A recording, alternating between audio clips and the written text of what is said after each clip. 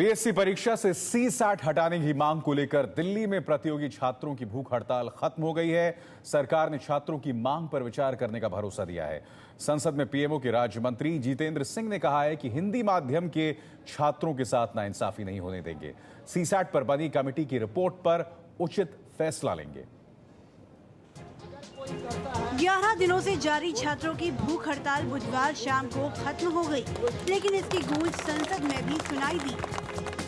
Samajwadi party, RJD और कांग्रेस के सांसदों ने हिंदी माध्यम के छात्रों के साथ भेदभाव का मुद्दा उठाया, तो पीएमओ के राज्य मंत्री जितेंद्र सिंह को बयान देना पड़ा। अध्यक्षा जी, आपके माध्यम से इन विद्यार्थियों से विनम्र निवेदन करता हूं कि वो अनावश्यक तौर पर अपने आप को किसी शारीरिक अथवा मानसिक क्लेश में न डालें,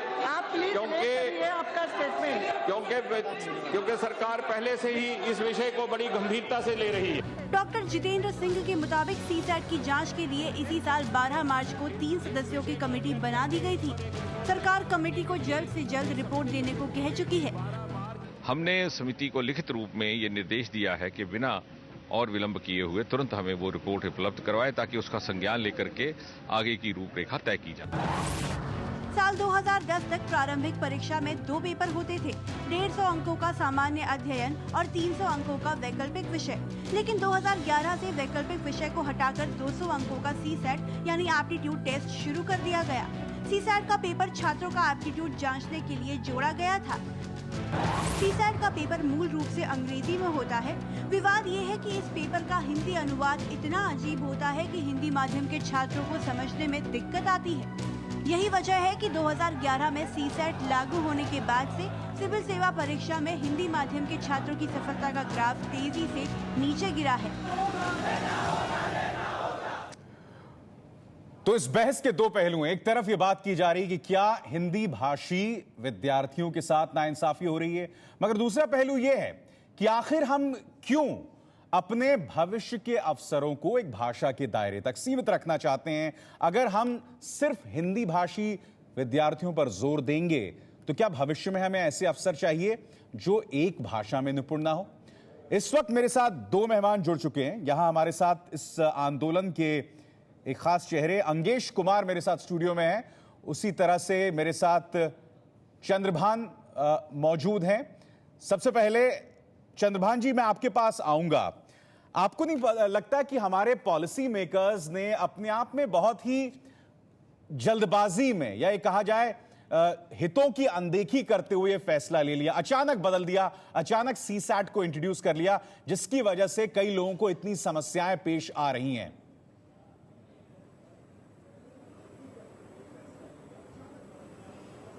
देखिए, भारत का संविधान इंग्लिश में ही क्यों लिखा गया?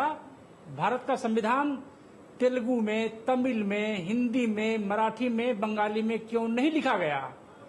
इसलिए कि आज भी भारत में इंग्लिश लिंक लैंग्वेज है और सिविल सर्विस के जो कैंडिडेट्स होते हैं, जो सिविल सर्वेंट्स बनते हैं, उनको देश के किसी भी कोने में पोस्ट किया जा सकता है। और जिस दिन उनकी पोस्टिंग होती है, अगर उनको इंग्लिश अच्छी आती है लिखने में, पढ़ने में, बोलने में, तो वो उनके आसपास कुछ अफसर तुरंत ही मिल जाएंगे जो उनसे बात कर सकते हैं। तो इसलिए सवाल ये भाषाओं में टक्कर का नहीं है, भाषाओं के बीच कोई विवाद का नहीं है। यह सच्चाई है कि इंडिया में इंग्लिश लिंक लैंग्वेज है और भारत के किसी भी कोने में ये बोलने वाले इसके मिल जाएंगे। तो सिविल सर्वेंट को इंग्लिश में तो अच्छा होना ही चाहिए। अंगेश कुमार, मैं आपसे यहां पर ये जानना चाहता हूं, मैं इसे आलस्य क्यों ना मानूं। सवाल यहां पर यह है कि हमारे भविष्य के अवसरों को सभी भाषाओं में निपुण होना चाहिए। अब अगर आप अंग्रेजी से डर रहे हैं तो कहीं ना कहीं उनकी काबिलियत के दायरे को सीमित कर रहे हैं आप। सबसे पहले तो मैं अभिषार जी ये बताना चाहूँगा कि ये लड़ाई केवल हिंदी के लिए नहीं है, पूरे भारतीय भाषाओं के लिए ये लड़ाई जारी है, जिसमें तमिल, तेलुगु, गुजराती, कन्नड़ सभी और बांग्ला सभी भाषा आ रहे हैं। दुख की बात केवल ये है कि जो चंद्रभान सर ये बता रहे हैं कि अंग्रेजी कम्युनिकेट करने का सबसे बड़ा एक माध्यम बन रहा है, मैं संपूर्णतया इसको गलत मान रहा हूँ। क्योंकि पूरे अभी हमारे स्टेज पे जिसको हमने राष्ट्रीय अधिकार नाम दिया है, उस पर आकर तमिल वाले, तेलुगु वाले, मराठी सभी लोगों ने आकर हिंदी में बात किया और फिर उसको उन्होंने बताया कि अपनी क्षेत्रीय लैंग्वेज में ट्रांसलेट करके उन्होंने बताया कि मैं हिंदी भी बोल सकता हूं और तमिल भी बोल सकता हूं, और उन्होंने सरासर ये एकदम खंडन मगर किया। मेरा सवाल आपसे ये है अंगेश जी, अंग्रेजी से बचना क्यों? अंग्रेजी से सवाल ये कि हमारे भविष्य के सिविल सर्विस ऑफिसर्स को इस भाषा में भी निपुण होना चाहिए। एक ऐसे देश जहां भाषा इतना संवेदनशील मुद्दा है, कम से कम अंग्रेजी को लेकर लोगों की इतनी भावनाएं जागरूक वो नहीं होती हैं, बहुत ज्यादा प्रवोक नहीं होते हैं। तो सवाल है अंग्रेजी को लेकर आप खुद को दूर क्यों रखना चाहते हैं? हम अंग्रेजी से डर नहीं रहे, अंग्रेजियत से डर रहे हैं। चंद्रभान सर ने ये बोला कि संविधान इंग्लिश में क्यों लिखा गया? अंग्रेजियत से मतलब क्या? अंग्रेजियत से मतलब अंग्रेजी मानसिकता से डर है कि वो ग्रामीण भारत के लोगों को सिविल सेवा में प्रशासनिक भागीदारी नहीं देना चाह रहे हैं, और उसके माध्यम से जवाब दीजिए इस बात का। चंद्रभान जी जवाब दीजिए। अंगेश कह रहे हैं कि हमें अंग्रेजी से नहीं अंग्रेजियत से डर है, और हमारे गांव वाले जो हैं वो पिछड़ रहे हैं, उनका विकास पिछड़ रहा है, उनका पर यह आरोप है इस पूरी व्यवस्था पर।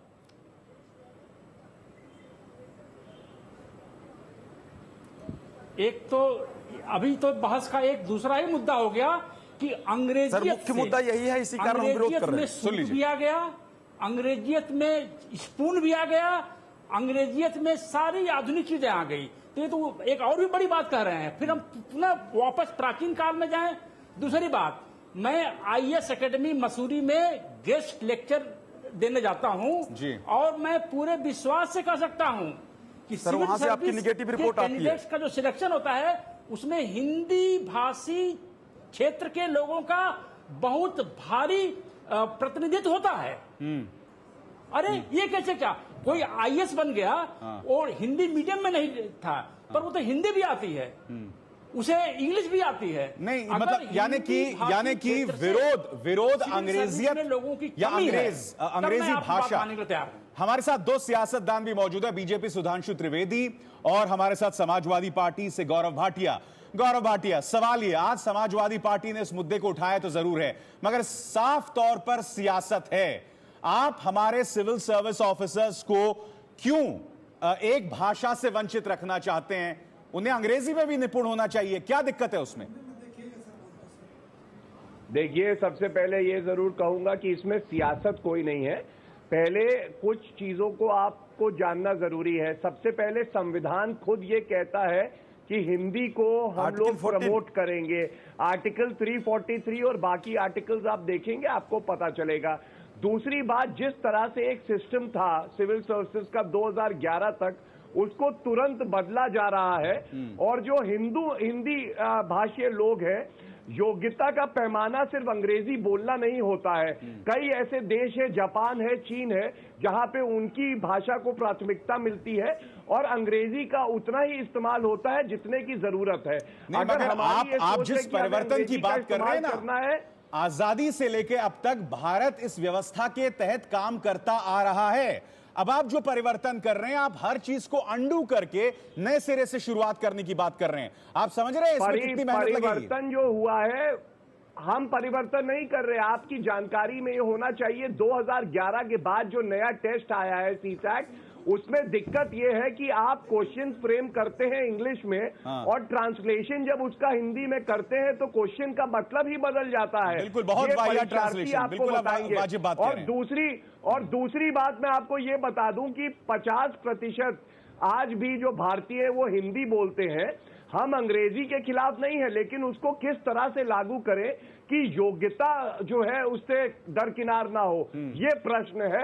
और इसलिए ये आंदोलन हो रहा है जिसको आपको समझने की जरूरत है। सुधांशु त्रिवेदी, क्या आपको नहीं लग रहा कि योग्यता जो है वो ताक पर रखी जा सकती है? सवाल ये भी है कि जैसा कि चंद्रभान कह रहे हैं कि अंग्रेजी पूरे देश को बांधने के लिए एक भाषा है। ऐसे में अगर आप सीमित रखें, अंग्रेजी को परे रखने की कोशिश करेंगे, तो आप पीछे जा रहे हैं, अपने आप को ढकेल रहे हैं आप पीछे।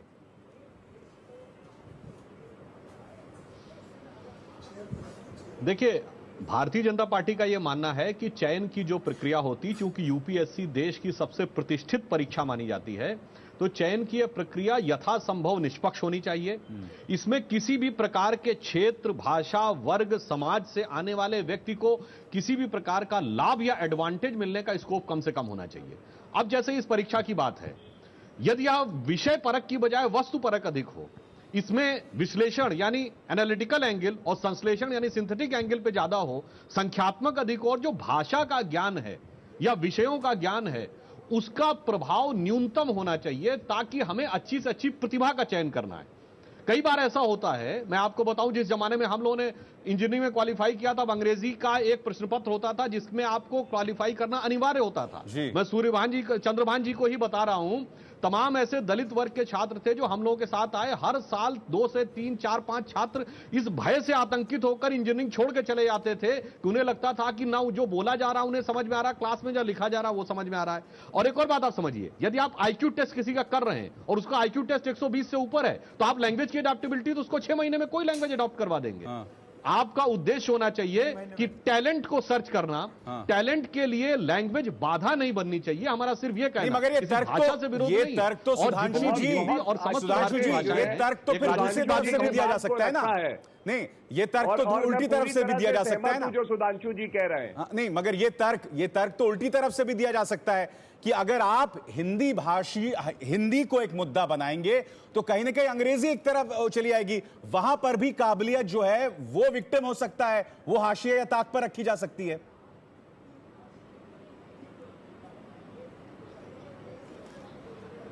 देखिए, हमने ये कहा कि भाषा का प्रभाव और भाषा के कारण किसी व्यक्ति को लाभ की संभावना को न्यूनतम कर दीजिए ना। आप अंग्रेजी जानिए या तमिल जानिए, गुजराती जानिए या हिंदी जानिए, इसका प्रभाव आपके टैलेंट सर्च में कम से कम होना चाहिए। सिर्फ हमारा इतना कहना है। और खासकर ये जो प्रश्न पत्र है जिसमें कि व्यक्ति की गुणात्मकता को परखा जाता है, कम से कम इसमें भाषा का प्रयोग कम से कम हो। कम से कम चंद्रभान जी, जो इस बात का भी जिक्र हो रहा था, पक्ष की बात नहीं कर रहे हैं, ठीक है, हिंदी अंग्रेजी ये वो एक अलग विषय है, वो एक अलग विषय है। चंद्रभान जी, सवाल ये है, आपने खुद देखा जो अनुवाद होता है ये सीसैट में, मतलब इतना वाहियात अनुवाद होता है हिंदी में कि जो भाषा के विज्ञानी है वो भी नहीं समझ पाते हैं। तो अपने आप में तो ये सारी चीज छलावा नजर आती है ना। फिर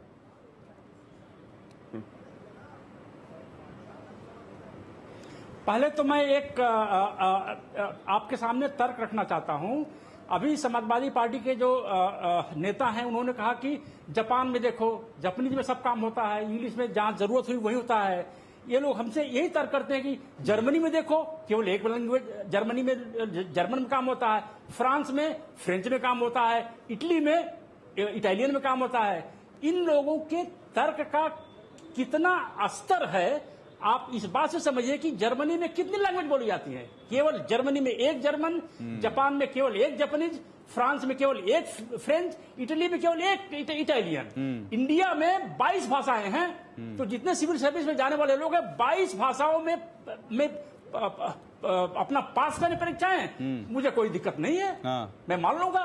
ये कुछ तर्क होता है। जवाब दीजिए गौरव भाटिया, जवाब दीजिए इस बात का। हिंदी भाषी क्षेत्र से प्रतिनिधित्व कम है तो जरूर कहना चाहूंगा, आप हिंदी को थोप रहे हैं एक तरह से, ऐसा लग रहा है। बिल्कुल, आप संविधान को लागू कर रहे हैं। अभी संविधान ये कहता है कि हिंदी को हम ऑफिशियल लैंग्वेज भी मानते हैं और साथ में प्रमोट किया जाएगा। दूसरी बात, आज भी हिंदी ही सबसे ज्यादा पूरे देश में बोली जाती है। 60 करोड़ लोग आज भी हिंदी को ही, मगर आप उसे पूरे देश पे लागू नहीं कर सकते ना। और आप खुद जानते हो, मेरी बात सुनिए, आप खुद जानते हैं कि दक्षिण भारत में मुद्दा कितना संवेदनशील है। क्या आप अराजकता शुरू करना चाहते हैं इस मुद्दे पे? आप मेरी बात सुनिए, बात हिंदी की नहीं हो रही। बहुत अच्छे से सुधांशु जी ने एक बात कही कि योग्यता आधार होना चाहिए, और कोई भी अगर रीजनल भाषा भी है और उसमें एक व्यक्ति है जो योग्य है कि वो सिविल सर्विसेज में क्वालिफाई करे, तो उसको ये मौका मिलना चाहिए। बात इसकी हो रही है। जब आप इंग्लिश को कंपलसरी सब्जेक्ट बना देंगे तो बहुत से योग्य लोग जो कि हिंदी में निपुण नहीं है शायद बाहर रह जाएं। ये मुद्दा है जो मेरे हिसाब से न्याय संगत नहीं है। अंगेश, हम ये बोलना चाहेंगे कि जो चंद्रभान सर ऑब्जेक्शन लगा रहे हैं, 2009 में हमारे पास में डाटा अवेलेबल है कि 2009 में इन्हीं हिंदी भाषियों ने 25% फाइनल सिलेक्शन पाया था, 45% इन्होंने पीटी पास किया था, मेंस में इसी तरीके से इनका परफॉर्मेंस रहा है। तो जो मुख्य मुद्दा है कि भाषा कभी भी आपके योग्यता का पैमाना नहीं हो सकता।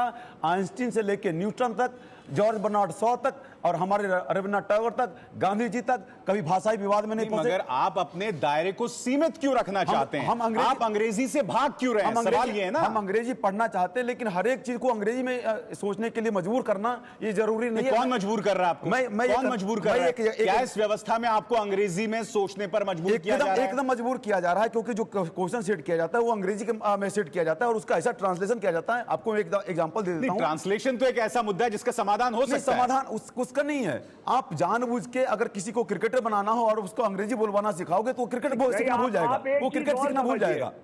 मैं सिर्फ इतना कहना चाहूंगा, अगर आपको अंग्रेजी को लाना भी है तो आप एक व्यवस्था ऐसी बनाइए कि अगले 5 या 10 साल में उसे लाएं और जो आगे उसमें परीक्षार्थी आएंगे उनको ये पता हो कि मुझे अपनी अंग्रेजी एक महत्वपूर्ण बात मैं कहना भूल रहा हूं। एक महत्वपूर्ण बात मुझे अंग्रेजी ला के आप उनको हैंडीकैप नहीं कर सकते। नहीं, मगर क्या थोपा जा रहा है सुधांशु त्रिवेदी? क्या आपको लग रहा है इस व्यवस्था में अंग्रेजी को थोपा जा रहा है? ये अगर आपकी काबिलियत को परखने का एक तरीका इजाद किया गया, हालांकि हम मानते हैं कि 2011 में जिस तरह से इस व्यवस्था को लाया गया वो अपने आप में भी काफी सवाल खड़े करती है। बहुत गलत है।